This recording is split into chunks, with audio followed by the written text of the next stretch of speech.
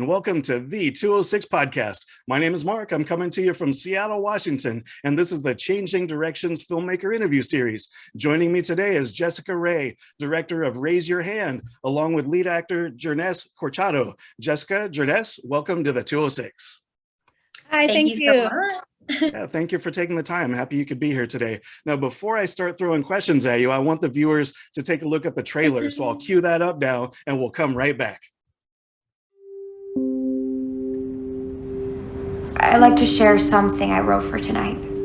You like writing? I love writing. I think you writing a play for class is a great idea. There could be a story about how somebody doesn't have a place to stay. I remember that day. I never thought that would happen to me. What about a scene about a girl that gets pregnant? She tells her man, I'm in high school! I work and I have to take care of my siblings. You can walk home. You can walk home! I feel like half of the things that she wrote in here, I'm obligated to report to family services. Have you seen Wish? I think I seen him go in the room with Leela.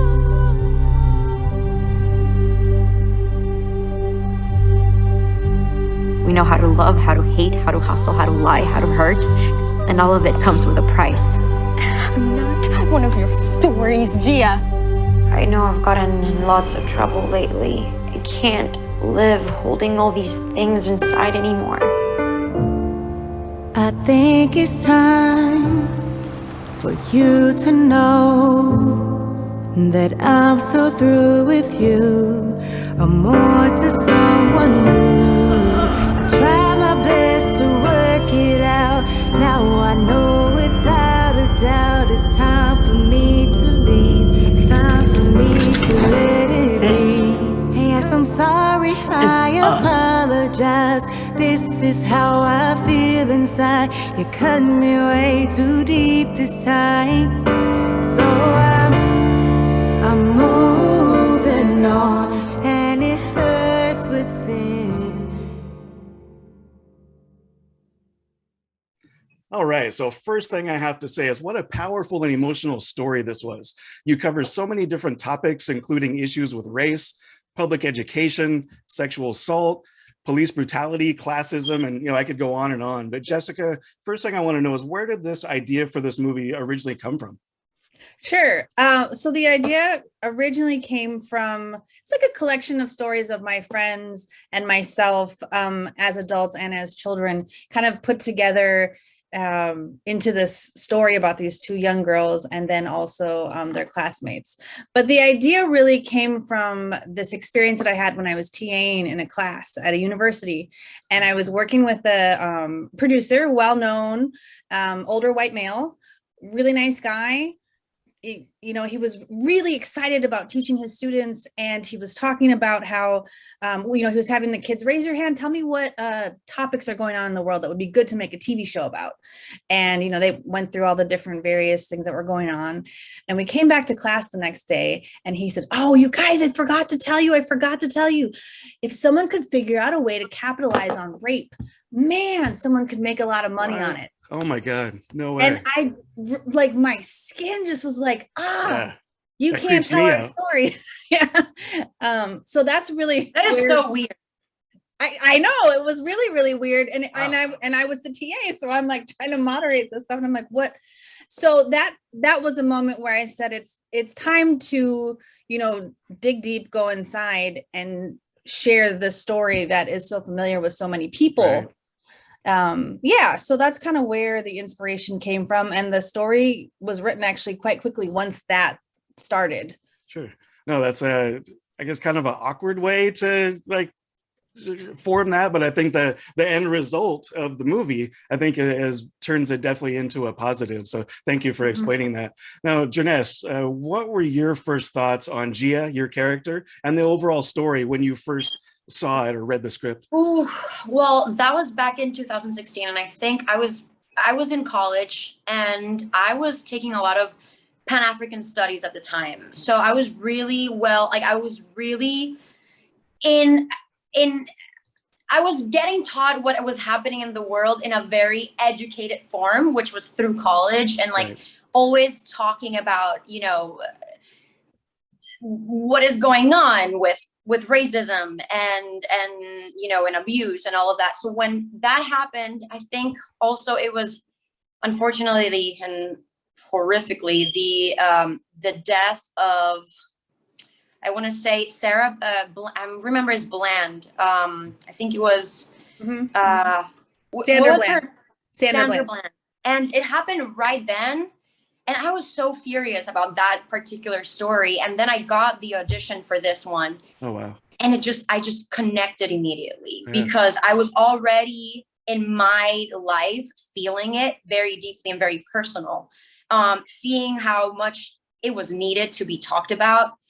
And I was continually writing essays on the topic in college, right? So when this film came about, and I saw it and I read it, I connected immediately with it. And so I don't even think, when I read it and I auditioned for it, this happens very little in my life and in my career, where I connect so much that I almost declare it. And I was like, this is mine. Like this, I need to tell this story. I need to be part of this.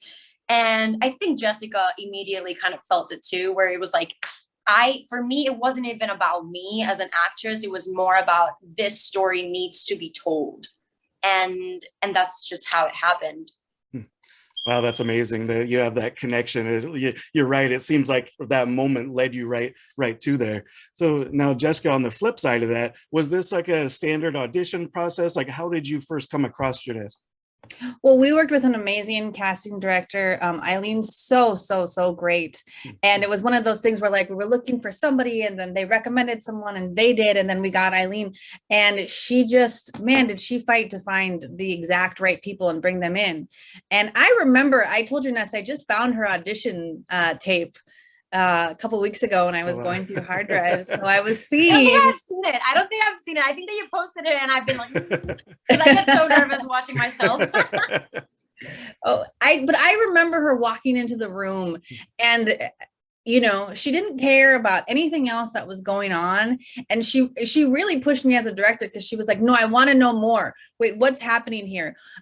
Okay, let me try it again. Can I do it again? But there was no smiles. There was no she was like in it to win it, and whatever it took, she was going to get there. So and that really doesn't happen. That doesn't happen all the time. And that's when that doesn't happen all the time. I go to so many auditions all the time, and a lot of the times it feels like there's no heart to the story. Yeah. And with Jessica's story, it just felt like something bigger than art itself. So I think it was because of that, because, you don't usually connect that much as an actor, I think, No, so absolutely. Just, to you, Jessica, like that's when you know that you're doing something that it's impactful and it's going to resonate with a lot of people. Well, thank you.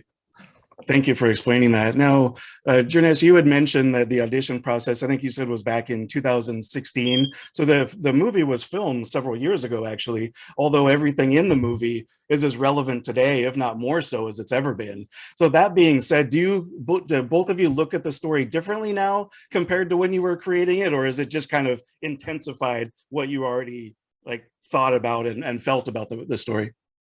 What do you think, Jessica? I want to answer, but I want to know what you think about that. Well, we did this before. I remember us doing a little cast and crew screening kind of when the Me Too movement erupted, right? And our editor had her own experience that she was publicly sharing. So I just remember it feeling very timely to get it out. But then we had our own struggle, our post struggles, trying to get everything done, trying to finish financially and whatnot.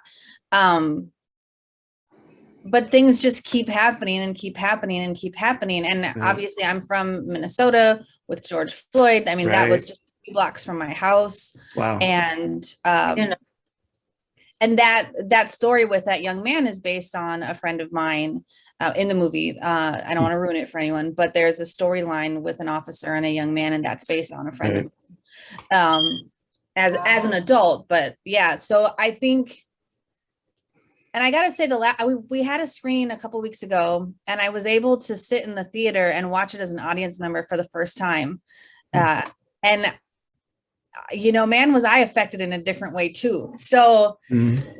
I think it continues to be something that's really relevant and important, and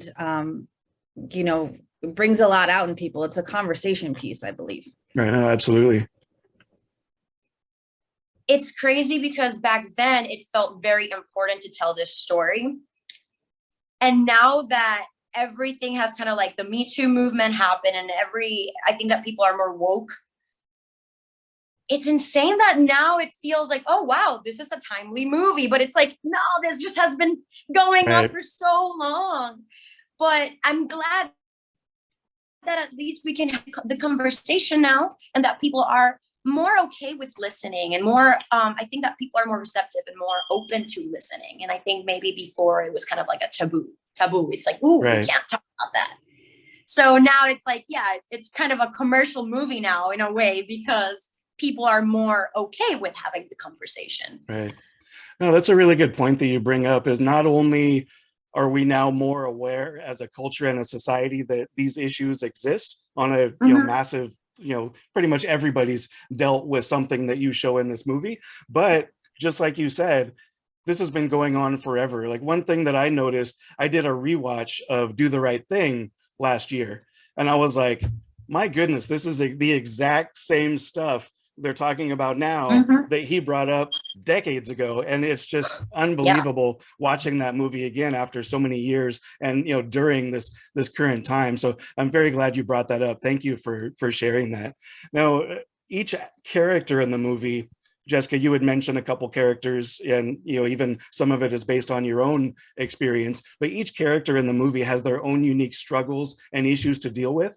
How much were each of those actors involved in helping to flesh out each of their own stories? Everyone was very involved. There's a scene in the movie, again, I won't spoil it, but there's a scene where each person is speaking essentially what their hardship and their trauma is, and what's going on in their lives, and sharing that with others. And I told everyone in the room at the time, and I said, you choose what you connect with, what your character connects with. I'm not going to tell you what things do you relate with and do you want to acknowledge. And with all the actors, I mean, what's really cool is I only really auditioned 3 characters. I auditioned Gia, Leela, and Wish. And all our main other leads that came in, they were all coming in for those roles. But when I auditioned them, I was like, oh, this is Marcus.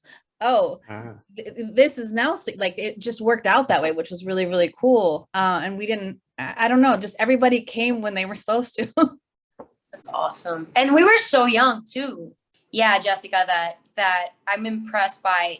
Also, you were such an amazing director, and you really found a way to, you found your own language, and to how to reach people in different ways. And I think that just speaks very, how do you say that just says a lot about you as a director, and where you're going to go, because we were so young, and it was such a powerful story.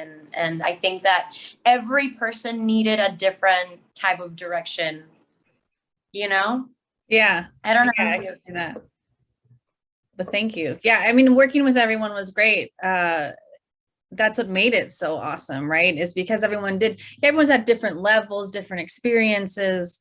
And I came from the world of theater, and I started directing very young. Like, I was 16 when I did my first play, and I have always loved working with actors. Like, that's where I shine. And so I try and work with the DP who is experienced and can bring in that aspect of it more. I'm not so much of a DP director. I'm more of an actor's director.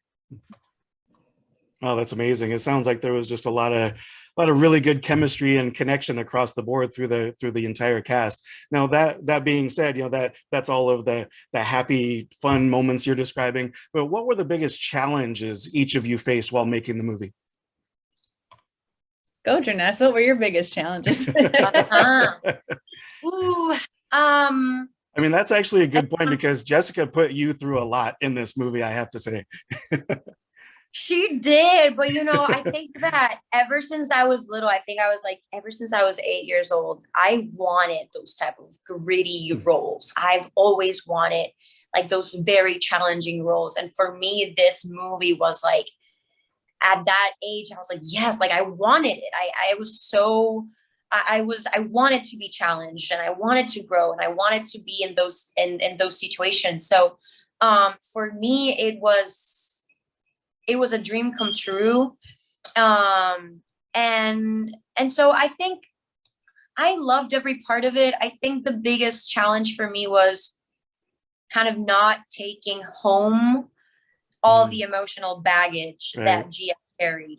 And I don't think I'm a method actor in any way, but I definitely feel like, there were some days that were very long days of me just crying and me just feeling everything so deeply. And by the end of the day, I would get home and just be like, ooh, like just kind of like, I think my mom even remembers it even more, where she's like, I remember you would be exhausted. But for me, it was such a, like, I would do it a million times because it's what I love. And I wish, I think it's, for me at least, I think it's every actor's dream to be in a situation where you have to challenge yourself as an artist and as a human being. And also, I think that in a way I use this film, and I think we've talked about this, Jessica, but I don't want to say much about the plot, but I think there were things in my life that I hadn't dealt with in my personal life, but through this film, I worked through them. And that's a beautiful thing that sometimes actors get to, in a way, use art as a therapeutic form, as a therapy. And so for me, I'm grateful that movie came, and it came in the right moment so that I was able to, in a way, use it as that. Wow, that's amazing. Thank you. And Jessica, how about you? I mean, same with Jearnest, in the sense that like I would do it a million times over. Like it was the best experience in my life. And I thrive on challenge. Like that's where I'm like, okay, bring it on. Let's do it. Let's do it. Let's do it. We definitely had a lot of them. I think one of the hardest was finances, just because everything came, from us. And then we were able to build on that later. But, getting people to say, I hate asking for favors. But people donated time, donated effort, donated funds. It was really a communal effort to make the film happen. And I would say the hardest part was we had an editor who ended up backing out of the project. But in doing so, we didn't know, they hadn't actually sunk up the sound in the picture, even though that had supposedly had been done. And so when it did get to the next person, it was discovered that we were missing 3 days of sound files. Oh, wow. And because time had lapsed, the sound files didn't exist it was always like a perfect storm, because our sound guy, his backpack got stolen. So his hard drive where he had all his backups was gone. So it was like always that. I mean, our producer, Evan, he always says, if it isn't hard, it's not, raise your hand. So that was a challenge. We did a lot of ADR, but like I said, I mean, I worked on a show called Bosch for many years, and they helped with in-kind donations, with post, with coloring, the titles, and us being able to come up with, that was really special for me, because I made everyone write out their signature so that it's everyone's actual signature at the end of the movie, so they could be part of, them raising their own hand. But it was all of that, all those little things. And then our sound was such a mess. And I remember thinking, like, I don't have the money to do this, and I don't know what to do. And we met this amazing sound mixer who like mixed design, like I can't even tell you, and said, we love your movie. We feel really bad. Her and her husband, we feel really bad for you, and we're going to do this for you, and we're going to make it something that is worth what you need it to be. And they continue to, like, we're friends. And our composer is amazing. And Hanani sings on the so powerful. Yeah, she plays Leela. Yeah, She yeah. sings the closing song and she sings "Raise Your Hand." She wrote that for the movie. Oh, So she did. I didn't know yes. that. Wow. So when I say we had all these challenges, they were always met with some kindness, something that always leveled the playing field. So it never felt hopeless, except that one part with the sound where I was like, what do I do? But then somebody came in and was like, we got you. We're gonna fix this. Wow. And you know, that's one thing that seems to be consistent, especially with independent films like yours, is the community. Like everybody's there to help. Everybody genuinely wants to participate and see that it's done, and not just done, but done right and done the right way. So I'm really glad that that's something that you were able to experience as well. And, you know, two things that lead me to my next question here. You'd mentioned community and you mentioned singing. So Jearnest, I wanted to make sure to point out the fact that on top of being a talented actor, you were also an amazing singer, and you have quite the community on your YouTube channel. So your song La Bamba was released on YouTube, I think it's just over a month ago, and I saw it already has over 45,000 views. So congratulations on that. That's amazing. Thank you.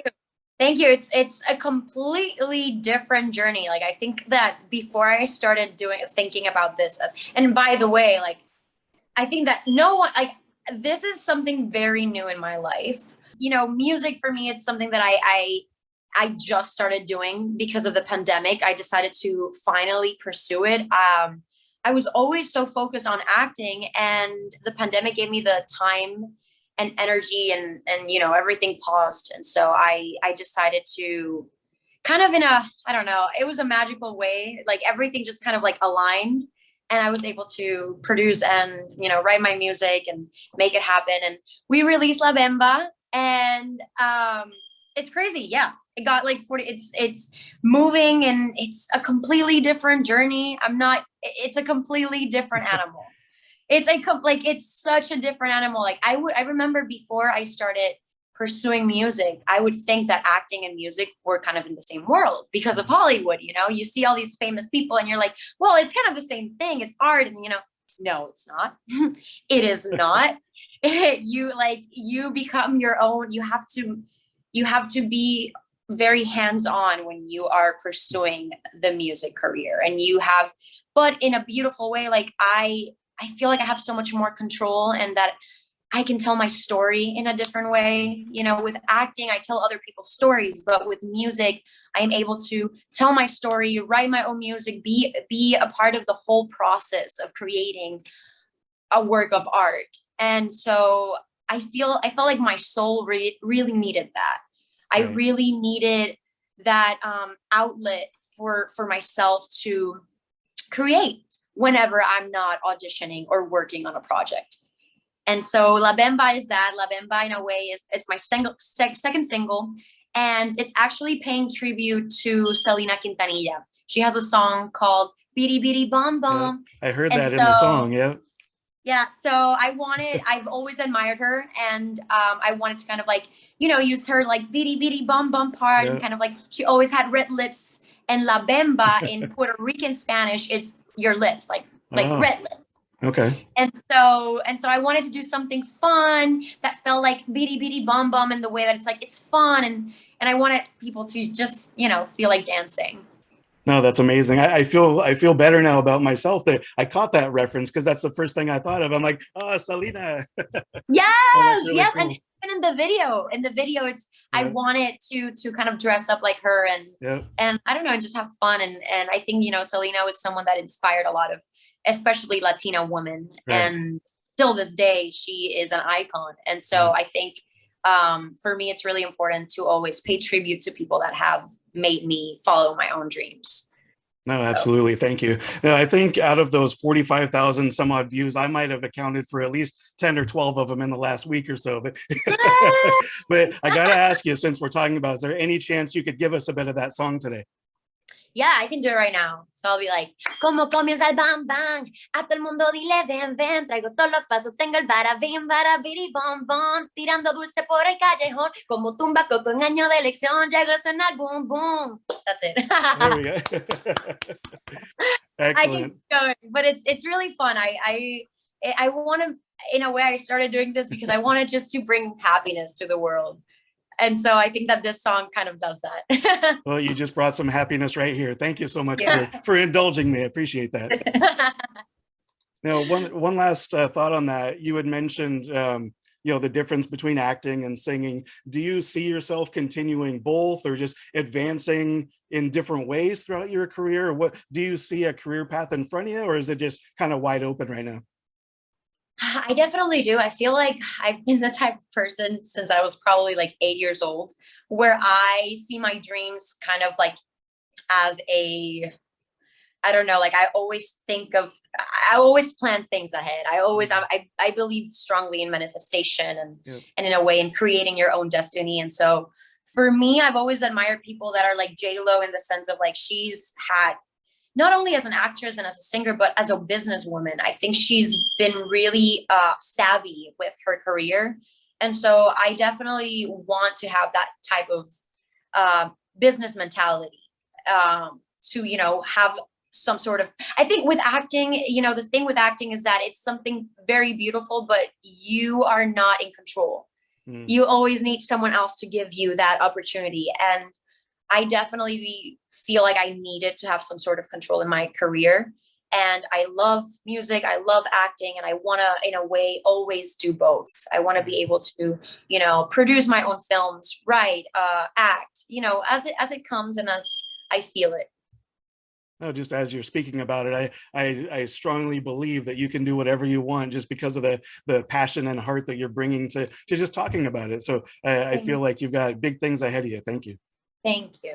Now, Jessica, I have to tell you that I'm a lifelong baseball fan, and I actually work for the Mariners here in Seattle. And I say this because you have been working for the Los Angeles Dodgers. Now, would you mind discussing what you do for them? Yeah, this year I just started game day producing. So that's all the stuff you see in the stadium and on the boards. If you're coming in as a fan, I basically produce and coordinate that. I work with our executive producer, Greg Taylor, and it's been a blast. But I have stage managed there for years. I actually started as an intern back when I was in film school at UCLA, and nobody wanted to work there because everyone wanted to go work at the studios. And I love baseball. So I was like, I'll do it. And I stayed, and they let me, make videos. Like day one, I was editing and making stuff. And, when you're in film school, you spend 6 months working on like a 2-minute film. And they're like, you got 2 hours to get this. And I'm like, what? So I'm trying to but that relationship, I guess one thing I value so much are my relationships in any industry. And that relationship with my direct boss, Tom Darren, he believed in me, he helped me, he taught me, and I've been working there ever since. And I've been able to grow in that company. And he's also so awesomely given me the room to, go do my own stuff. So he's been very flexible and very supportive. He was actually at our last screening with his wife, which is awesome. Oh, wow. Oh, that's amazing. Now, in doing my research, I also found there's actually a moment during a broadcast where your name was mentioned. Tell me about that. Yes. Well, I've had 15 seconds of fame. So last year, the year before that, when we're in the World Series, there's a shot of me. I'm all like, dolled up in my Dodger gear, and I wasn't working anymore. And I snuck down and was sitting, like our stage management was over for the day. So I went down and sat by the dugout next to our doctor fan who's been there for years. And I'm sitting there like this, and I'm like this, and I'm worried, and I'm praying. And I got messages from all over the world, like, you're on TV. Like I was on there for like 20 seconds. Oh my God. Yeah. So that was how that started. But then last year I was the crowd noise for the Dodgers. So I actually ran all of the crowd noise that you hear. And what, again, speaking to Tom Darren, how amazing he is, he took the World Series crowd noise. There was like a template that anyone could use of like, generic crowd noise. He took our actual crowd noise, put it into the machines, and then I mixed that as part of our fan base during the pandemic. Right. And then we won the World Series. So you're talking about because there was no fans in the stands last year in 2020, you got to create that atmosphere.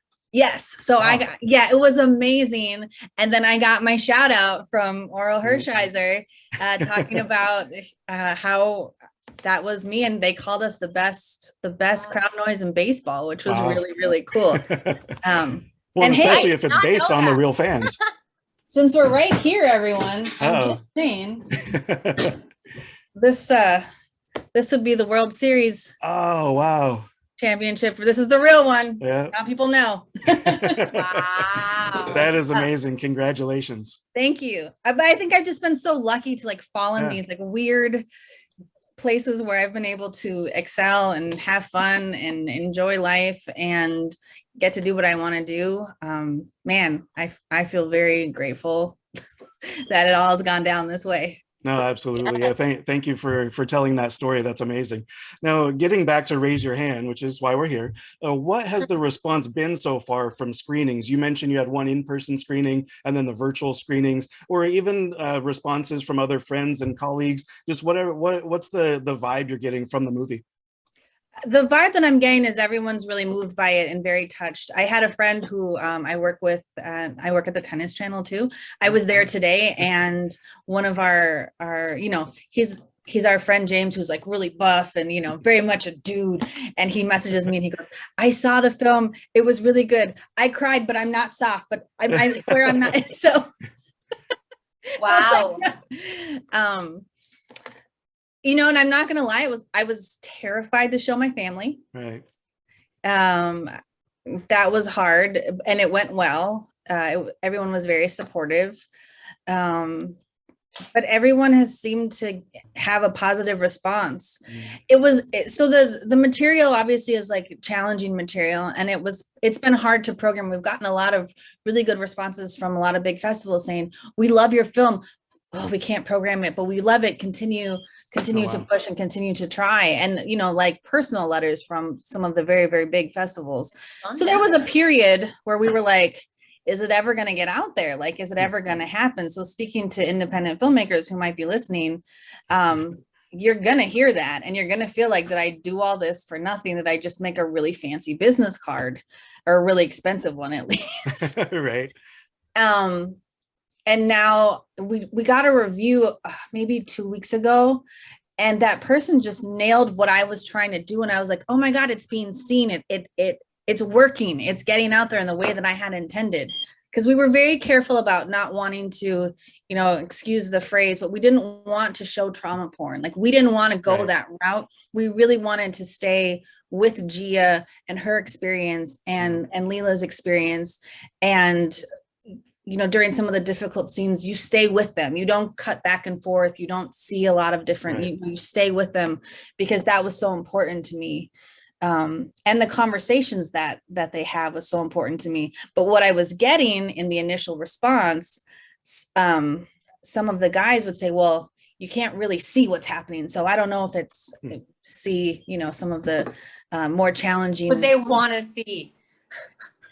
Yeah, and I was like, well, of course I didn't want to like show any more, because you don't need to see that. But that's so powerful. At least me as an audience member, I thought it was so powerful what you did. I don't want to say much, but I don't know how much we can say about this, but yeah, I think it was so powerful that you decided to do it that way. I mean, we really were very careful. Judy Fu, the DP, and I took her out for a couple of days in Palm Springs, and we just sat there and went through each beat.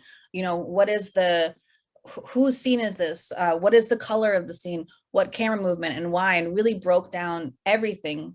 And so even when we were shooting, it would be, if the Steadicam couldn't come, or if something broke, we knew what the intention was behind it, and we knew how to navigate. And that was such an important process that I went through with her. So because of that, I think the response overall is very genuine. People feel it to be very authentic. Yeah. And so many people honestly have shared their stories with me privately in regards to like what they've gone through and how it's helped them either come to terms or talk to a family member, or get help in a different way, which is really, I mean, that was the intention behind it in the first place, was to reach people and create conversation about it.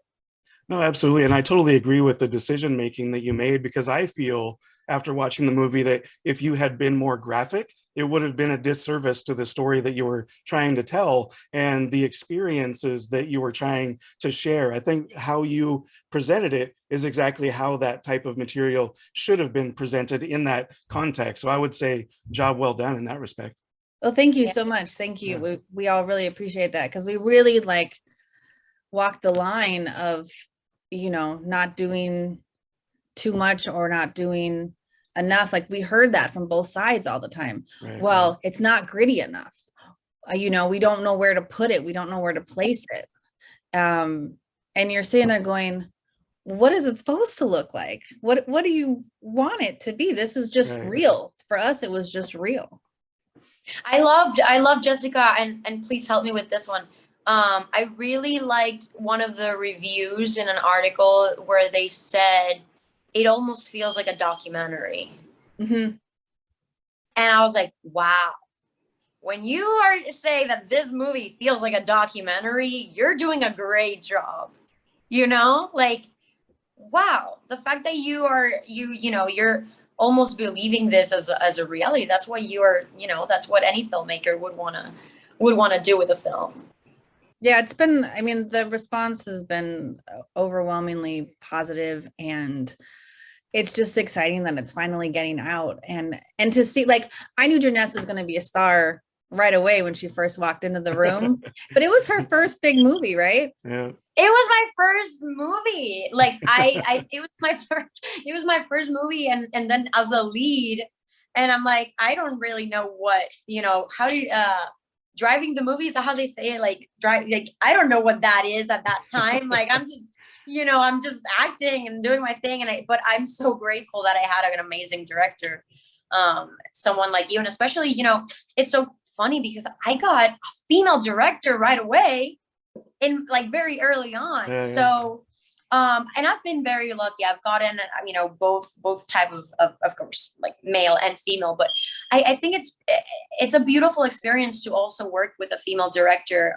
As a woman myself, it's the way that Jessica especially approached everything. It's just I've spoke about this before, and I always say that motherly side of a female director is very special when you get that as an actor. It's a very, I don't know. I think that Hollywood would definitely benefit from more female directors, I totally agree with that. And that's one of the reasons that we're speaking today too, is to help push that forward. So thank you for your answers on that. Now, one final question for you. And we've talked about the response from people. We've talked about the film festival, all of that experience. So from each of you on a more personal level, looking back on the experience of making this movie, what's the first thing that comes to mind that just gives you a sense of gratitude?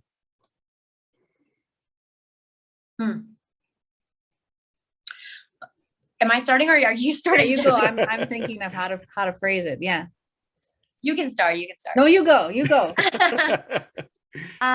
What is the first thing that comes to mind of, like, in terms of gratitude, you said? Yes. Well, for me, I definitely think, like, I'm so grateful to have been given that opportunity so young in my life and in my career. I definitely, for me, this was an Oscar film. And it feels like that in my heart. And I think everyone involved is just like, we knew what we were doing from the get-go. It felt like that. And whether Hollywood sees it or not, and I feel like they will, I think this is a film that will definitely, people will go back to. And it might be a film that that is even talked about in schools, because it's a film that it almost feels like